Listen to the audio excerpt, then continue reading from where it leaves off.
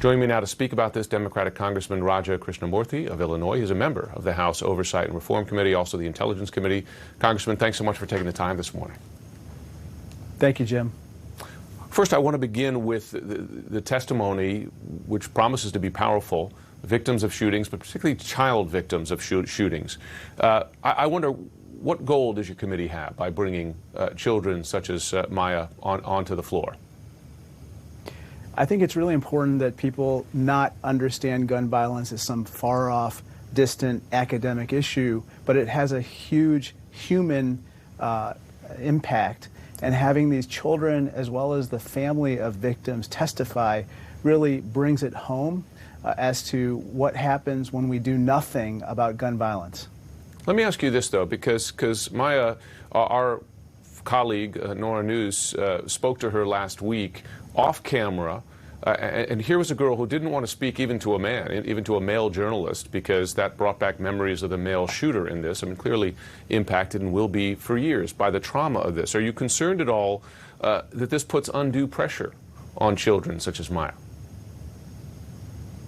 I'm concerned. On the other hand, I think that her telling her story will be very powerful, and again, it will hopefully change hearts and minds on this subject. I think that right now we're in a special moment, Jim, where I think that even a majority of people on the other side of the aisle, even at the grassroots, want something done to control gun violence. I was in a variety of parades this weekend. One of them was actually through a Republican part of my district. And I can't tell you how many people came up to me, people I wouldn't have heard from in the past, who basically said, please do something about controlling gun violence. That's what we heard shouted at the president when he visited Uvalde a number of days ago. So let's ask about the progress there. You had Senator Krishnamoorthi, who is spearheading things for Democrats on the Senate side, telling my colleague Jake Tapper this weekend that he at least is more confident than ever. I mean, he did caveat that by saying, you know, they failed to come through before, but more confident than ever that they could get something substantive done. What are your other Democratic colleagues in the Senate and leadership telling you? Are you similarly confident? I wouldn't say confident. I would say we're cautiously optimistic. I think there are several components of this package that seem to command bipartisan support, such as red flag laws, expanded background checks, investments in school safety as well as mental health care, and possibly raising the age for the purchase of a rifle from 18 to 21.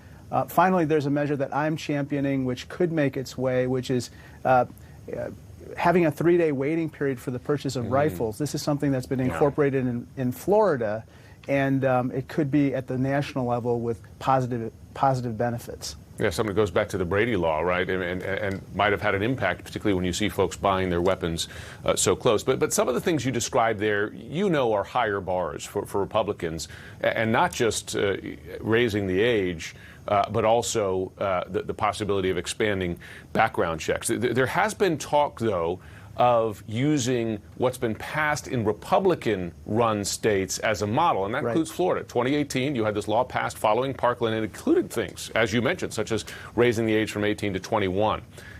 When you speak to Republican colleagues, do they express interest, confidence in measures like this one? Again, I wouldn't say confidence, but definitely interest. You know, just as an example, something you don't normally see, an open letter was written in the Dallas Morning News addressed to Senator Cornyn expressing support for his leading the way on negotiations in the Senate. And it was authored by 250 gun enthusiasts and benefactors of the Republican Party. And what they said is we should have expanded background checks. We should have these red flag laws. We should increase the age at which people are allowed to purchase rifles. And they said that, you know, these are effective measures, and I think a lot of people would agree. So if we can build around those components and get something done, I think that's important progress that we need to make right now. We will keep watching, see if there's progress this time. Congressman Krishnamoorthi, thanks so much for joining us.